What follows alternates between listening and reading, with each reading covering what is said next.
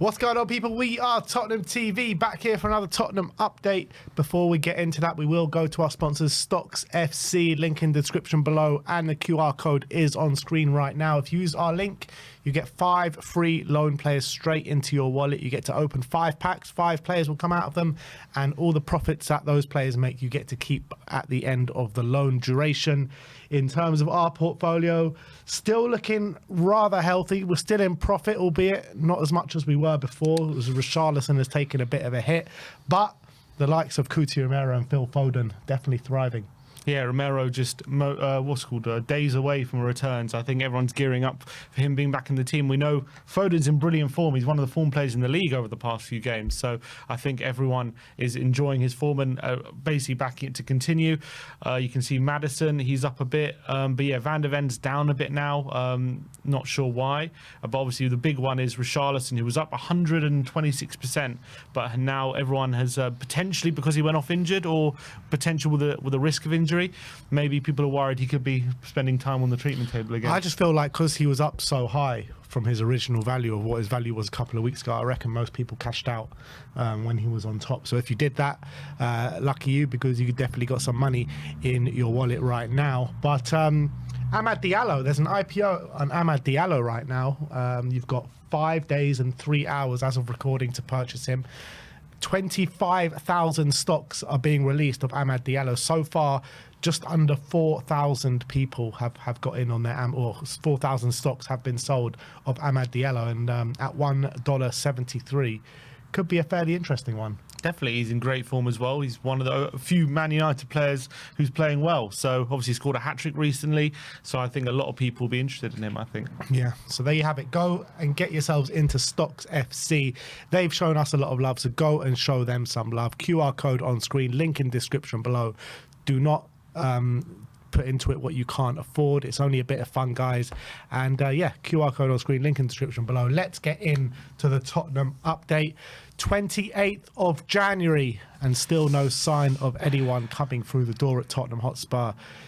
Nothing short of a disgrace, this transfer window so far. And it's like, we've sat here and been frustrated at transfer windows before, but I feel like this is up there with when we didn't sign anyone in a summer window under Pochettino. I don't think it's like there, but it's definitely up there. It's making Nelson and Saha look like a good window. This one. Literally.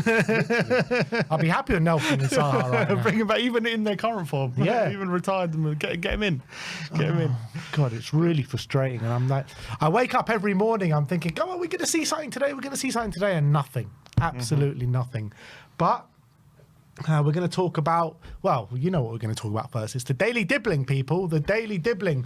Paul O'Keefe says, from what he understands, they will try and get Dibling in a deal to see him join in the summer and potentially loan him back for the rest of the season. Yeah, and that's probably what we were thinking as well when it comes to this deal. It doesn't make too much sense to kind of pay over the odds to get him in mid-season when he's currently injured. He's not going to help us immediately, and he's also a very young player. And no, we'll just pay over the odds and get him next season.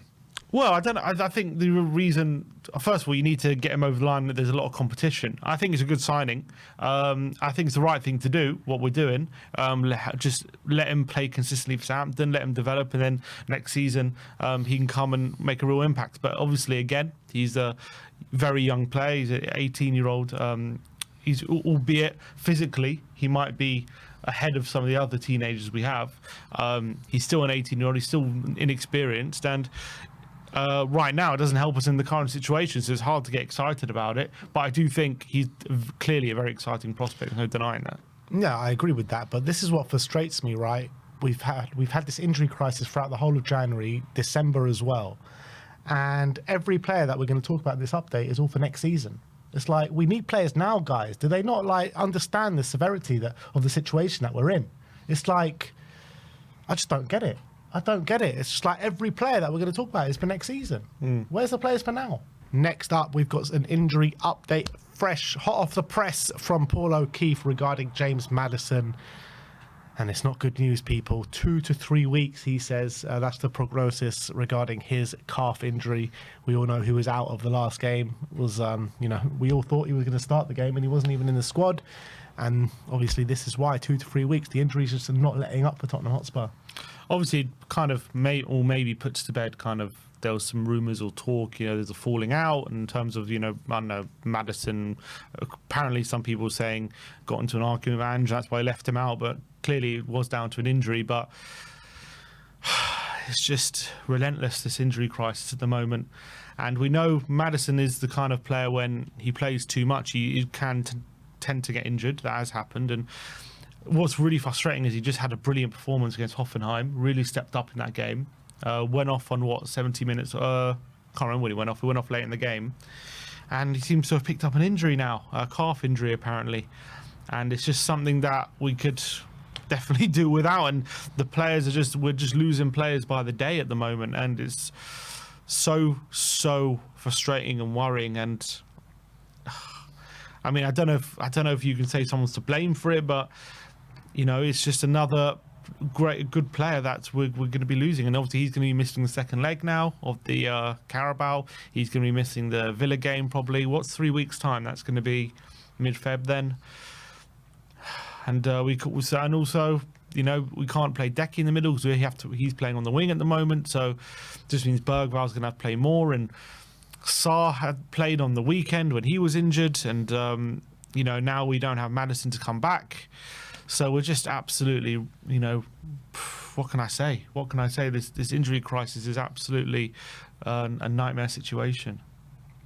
Yeah, I mean, I don't know what more to add on that, but we're out on our feet. We need desperate help, and it's time for the board to step up and bring some players through the door at this football club. Otherwise, we're risking a lot not bringing players in, because players are dropping like flies still. And when players come back, it seems as though more players are getting injured. And, with Maddison's injury, you're looking at his return to come back for the Ipswich game, which could be an almighty massive game now. That Ipswich game in 3 weeks' time, we could be going into that Ipswich game only 5 points above them. And imagine if we lose that. Imagine if we go to Ipswich and lose when we're 5 points above them. And then you're talking about a realistic chance, a real realistic chance. It's going to get real when it's 2 points. Yeah, for sure. And that could easily be the case with this injury crisis deepening and worsening. It's not letting up at all. Seems as though, as I said, I said this in the preview to the Leicester game. It seems as though as soon as we get 1 or 2 players back, we lose another 1 or 2 players, and we just can't seem to anyone stay fit. And that's reality of the situation we're in, because these players that have been overplayed and they're tired, and we're in this situation where, because we've literally had over 10 or more players out for so long. It's a miracle that these other players have, some of them like Dragoshin, he's played every game. Gray's playing every game. It's hard Kulusevski, Porro, yeah, and they're playing every game at the moment because of this injury crisis, and it's a kind of a miracle they've stayed fit in a way. But it seems as though but even with Maddison, he hasn't even been starting that many games. So it's not like you can even say he's been massively overplayed. Yeah. But he's played 3 of the last 4 games in terms of starts, but in terms of the players that we just spoke about, he's played nowhere near the same amount of minutes. Yeah, so is that just unlucky? I don't know, but it's just one after the other, isn't it? It's just one after the other, and in this current moment that we're in, we just could do without it right now. When are we going to get some luck? When are we going to get some luck? It just seems like nothing is coming our way at the moment. Maddison out for 2 to 3 weeks. But let's move on and let's talk about some transfer news. Min-huk is an interesting update on him. Korean journalists are reporting that clubs are interested in loaning Min-huk for the second half of the season. QPR are leading that race, with interest from also Swansea, Birmingham, Millwall and Burnley. And also there's interest from the Belgian league as well. So he could be linking up with the likes of Vuskovic and Alfie Devine, who are out there as well. But it looks as though QPR are leading that race. That's interesting. I don't know if QPR are a very attacking team. I don't know how they play, but I think obviously a championship loan will be brilliant. I think just get him that experience, get him adapting to English football as soon as possible. Clearly, Ange doesn't feel like he's ready. I think that's obvious. He's wasn't even in the squad against Tamworth. He's been on the bench, but not even come on for any sort of minutes so far. So it looks as though Ange, from what we've seen of him, albeit, I was watching clips of him in training, albeit it was a small sample size, and he seemed to be looking all right. But and just clearly made the decision that he doesn't feel like he can contribute right now. He needs an adaptation period. I think a loan deal will help him and will help him develop, but you know, it's frustrating that we've signed him in the summer to come in January, and he's come in, and again, it's another player that we're still waiting for, and that seems to be half the squad at the moment. Yeah, and it's just like sometimes you just never know it until you're on that pitch. And with the situation we're in, where we're like literally cobbling together teams to play against the opposition, and obviously we're not getting over the line in any of these games, and far from it. You'd expect just players with energy right now, with energy levels that might be able to make a positive difference. And you know, maybe Yang, maybe with 10 minutes and 15 minutes left in games, can make a bit of an impact. We don't know. Well, yeah, we haven't seen him. I don't know. Ange clearly doesn't think so, but yeah, but you know, Ange didn't think Jed Spence could do it in the first half of the season either, and he's come in second half and been a really important player for us. So next up, we're going to talk about a player called Sverre Nypan, a Norwegian 18-year-old. Ed Aaron says Tottenham are believed to have shown interest in the 18-year-old from Rosenborg. He's been a mainstay in that Rosenborg team this year. David Ornstein says that Arsenal are in for him. Fabrizio Romano saying that the City group are in for him, potentially going to Girona with a future move to Manchester City. Yeah, I mean, it'll be classic for Spurs to get this one over the line. Another 18-year-old, which will beat a lot of competition too, if we can. Yeah, but it sounds like from what Ornstein was saying, he might be heading to Arsenal, right? Like, it wasn't quite close. I don't know. Ornstein said that, but then on the same day, literally, Fabrizio Romano says that he could potentially be close to joining the City group. So, I mean, it's all up in the air at the moment. But again, another teenager, another midfield. I mean, he's a midfielder, teenager. It looks like a good prospect, but I don't know enough about him. But it looks like he's got a lot of quality from the clips I've seen, but haven't done extensive research into him. But again, it's not the kind of signing probably that's going to help us in this immediate future. Or look, could be a good prospect, but we've already got Bergvall, we've got Sarr, who's a young midfielder. We've got a lot of midfielders. I just don't think we need another teenager in there right now. He's like Gray as well. He's more of an attacking midfielder. Okay, we got Decky and Maddison. Like, we don't need a 10 really. We've got Gray and Bergvall, who are two 18-year-old midfielders. Like, I don't see the. This is what Spurs are doing, though. This is what we do. We're going for 18-year-olds that potentially have a big value in the future. You know, with the like, that's literally our model at the moment.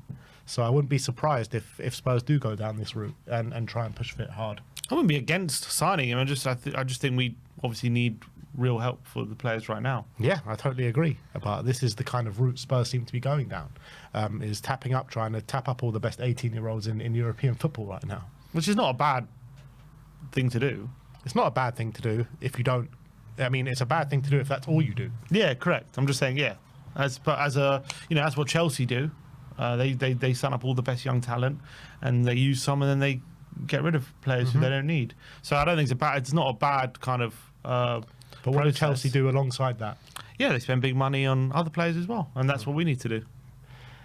Next up, we're going to talk about Jonathan David, as Alistair Gold says that Jonathan David is a player Tottenham have looked at and have some interest in. Look, another one we've spoken about a million times over the past 6 months. A player that we would love probably to see come through the door. But again, it's another one probably for next season, seeing as his contract is ending at the end of the season. Yeah, the only thing I can think of is Lille obviously don't want to lose him on a free. Would they be willing to accept a cut price offer this month to kind of allow him to join us? Lille, though, from what I can remember, doing fairly well in the Champions League, and he's been a big part of that.